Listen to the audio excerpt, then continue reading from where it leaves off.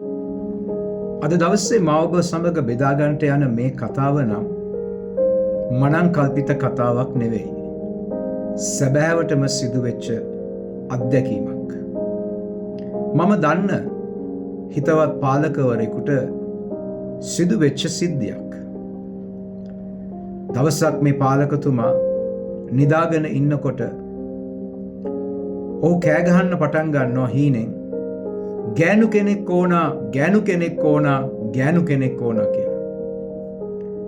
ඔහුගේ භාර්යාව වසල නිදාගෙන හිටියා. ඇය කලබල වෙලා නැගිටලා අහනවා, මොකද්ද මේකේ තේරුම? මම ඉද්දි ඔයාට තවත් ගෑනු කෙනෙක් මොකටද? මේකට පසුබිම් වෙන්නේ ඊට සතියකට පමණ ඉහත ඒ දේවස්ථානයට සම්බන්ධව පවුල් කඳවුරක් තිබුණා. ඒකේ ක්‍රීඩා තරඟ බාරව සිටියේ මේ පාලකතුමා. ඉතින් එක්තරා කණ්ඩායමක කාන්තාවන් 5 දෙනෙක් සහ පුරුෂයන් 5 දෙනෙක් සිටින්න අවශ්‍යයි ඒ තරඟෙට.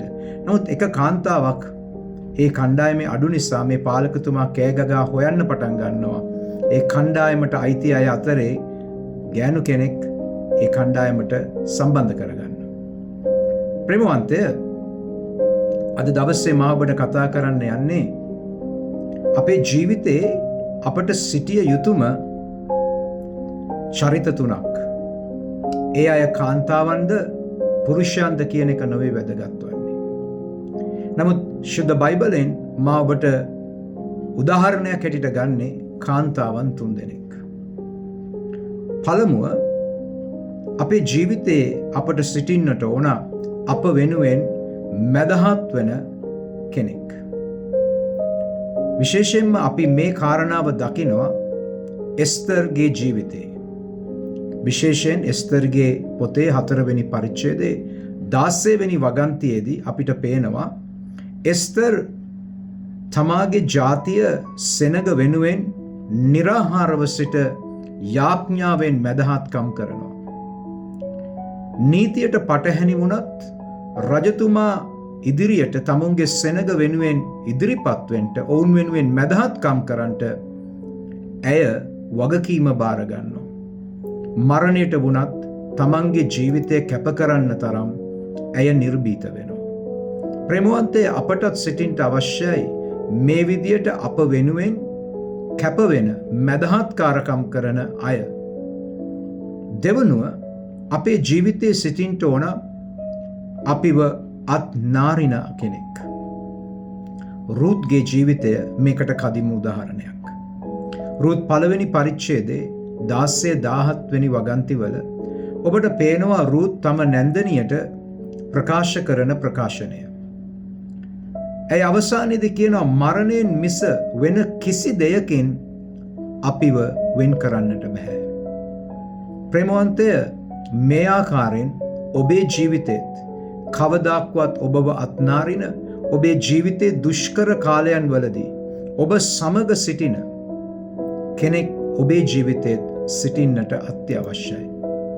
ඒ වගේම තමයි තුන්වෙනුව, අපේ ජීවිතයට සිටින්නට අවශ්‍යයි අපිව ධෛර්යමත් කරන කෙනෙක්.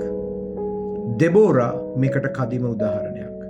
විනිශ්චයකාරයා පොතේ 4 වෙනි පරිච්ඡේදයේ 14 වෙනි වගන්තිය අපිට පේනවා ඇය විශේෂයෙන්ම ධෛර්යමත් කිරීම සිදු කරපු හැටි. විශේෂයෙන්ම ඔබගේ ජීවිතේ ඔබ අධෛර්ය වෙලා සිටින මොහොතක ඔබව නැගිට්ටුවන්ට, ඔබව උනන්දු කරන කෙනෙක් ඔබට සිටින්න අවශ්‍යයි. දෙවියන් වහන්සේ ඔබේ ජීවිතේ තබා තිබෙන සැලැස්මට ඔබව පොළඹවන, ඔබව උනන්දු කරන, ඔබව දිරිමත් කරන කෙනෙක් ඔබට සිටින්නට අවශ්‍යයි. ප්‍රේමවන්තය, මෙවැනි අය ඔබේ ජීවිතේ නැතිනම් එවැනි අය ඔබගේ ජීවිතයට එකතු කර ගැනීම වැදගත්. ඒ වගේම ඔබත් අන් අයගේ ජීවිතයවලට මෙවැනි ආකාර චරිත වෙන්නට ඊටාම වැදගත් කියන එක අමතක කරන්න එපා. මොකද ඔබට වගේම ඔවුන්ටත් මෙවැනි අයම ඔවුන්ගේ ජීවිතයට අවශ්‍ය කරනවා. ඒ නිසා මැදහත්කාරකම් කරන්නෙක් වෙන්න. අන් අයගේ අවශ්‍යතාවයන් ඉල්ලීම උදෙසා දෙවියන් වහන්සේට යාඥා කරන, මැදහත්කාරකම් කරන කෙනෙක් වෙන්න. ඔවුන්ගේ ජීවිතයේ ප්‍රශ්නවලට විසඳුමක් වන පිණිස ඔබට හැකි ආකාරයෙන් මැදහත් වෙන්න. ඒ වගේම ඔබට පුළුවන් වෙන්න ඕන විපත්තියේදී ඔවුන්ව හැර නොයන අවංක මිතුරෙක් හෝ මිතුරියෙක් වෙන්න. එසේම දෙබෝරාමෙන් ජීවිතේ පරාජයන් තුළ අධෛර්යයන් තුළ ඔවුන්ව ධෛර්යමත් කරන්න දිරිගන්වන්නෙක් වෙන්න. ඉතින් මේ පණිවිඩය ඔබගේ ජීවිතයට ආශිර්වාදයක් වනු ඇතැයි මම විශ්වාස කරනවා. ඔබ සැමට සුබ දවසක්, ජයග්‍රාහී දවසක් ප්‍රාර්ථනා කරනවා.